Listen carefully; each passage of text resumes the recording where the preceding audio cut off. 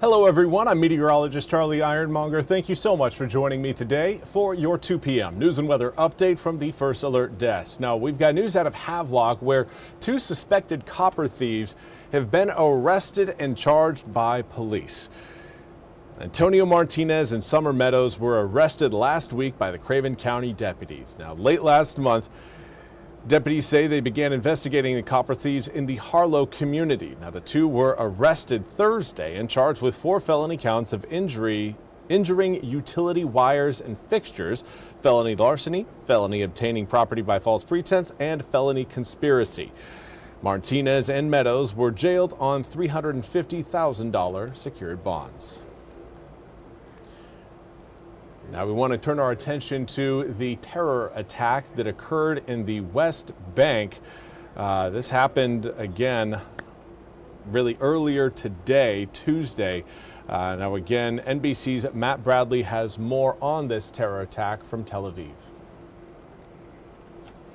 That's right, another terror attack in the Israeli-occupied West Bank. This time, the Israeli military is saying that one man, a man about 30 years old, was killed and 3 other people were injured. That includes a woman in her 50s who is in severe condition and a man in his 30s who is in moderate condition, and a teenager about 15 years old who is also in moderate condition.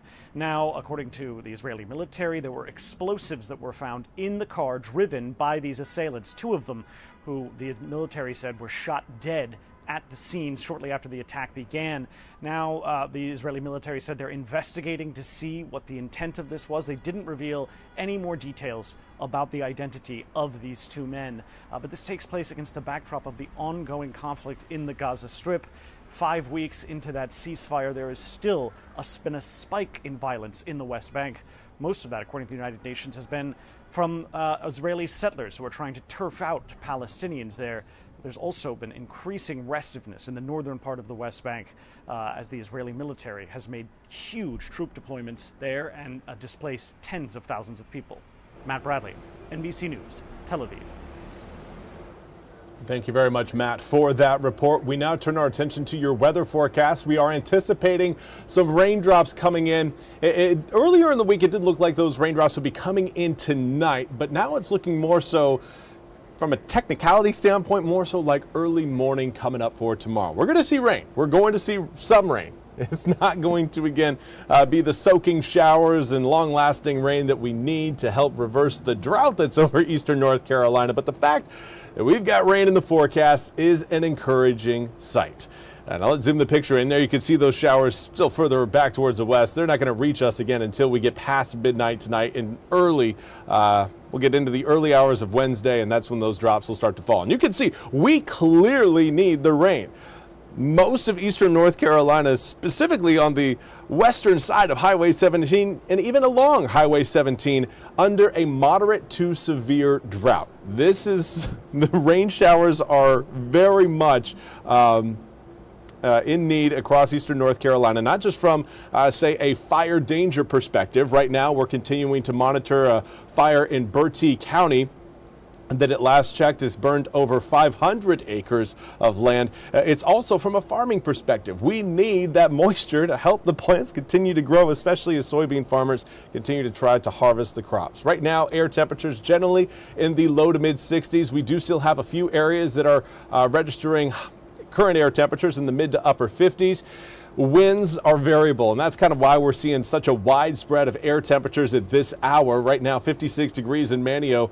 Compare that to 68 in Jacksonville, and it's, again, it's a wide spread of heat across the east. Now, these winds will help bring in not only more heat, but more humidity to eastern North Carolina, and that will help aid in the raindrops actually reaching the ground. So it's one thing that we're going to continue to keep an eye on, but right now, what's kind of set is already ready to go. Here's a look at the rain showers. 1 a.m. just starting to see some of those drops slowly try to drift into eastern North Carolina, but it looks like most of them will be coming in a little bit later than anticipated, now showing up between around, we'll give it around 5 a.m. to around 9 to 10 a.m.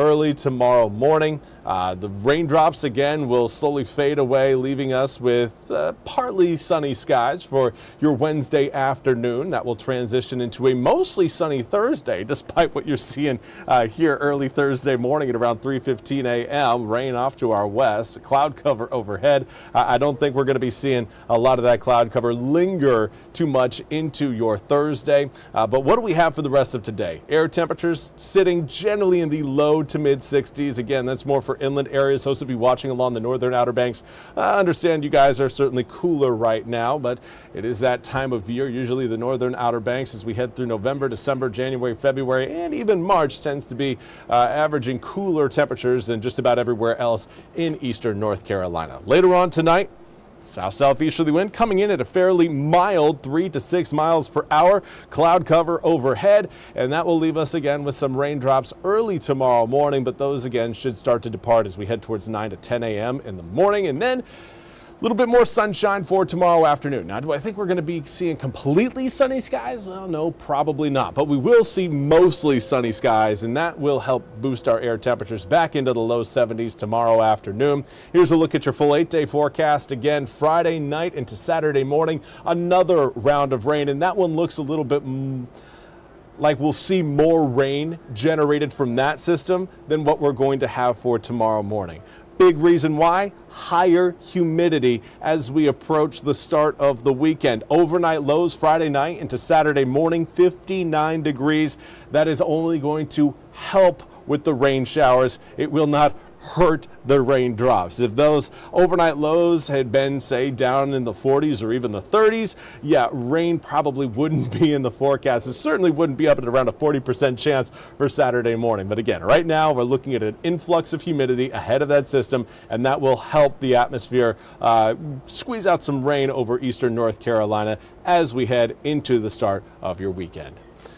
That's all we have time for today's 2 p.m. news and weather update from the First Alert Desk. I want to thank you all so much for joining me. We'll be back with more news and weather coming up at the top of the hour. Until then, I hope you all have a fantastic rest of your Tuesday.